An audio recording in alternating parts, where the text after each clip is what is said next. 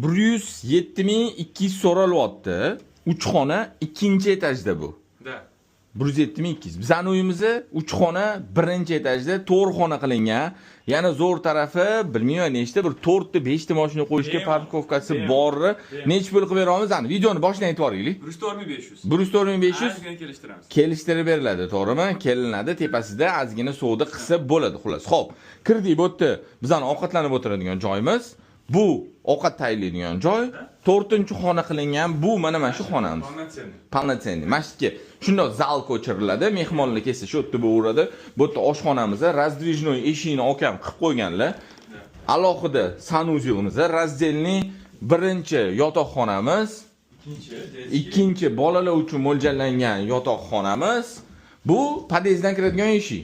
99% ishlatilmaydi. Ishlatilmaydi chunki o'tda kiriladi, bemalol mashina qo'yib, shundan o'shdan kiririladi. Xo'p, bu bo'lsa bizning zal qismimiz bor-da.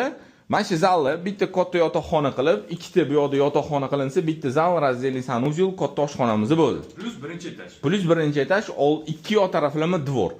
Bu yoqqa ham mashina qo'ysa bo'ladi, bu yoqqa ham mashina qo'ysa bo'ladi.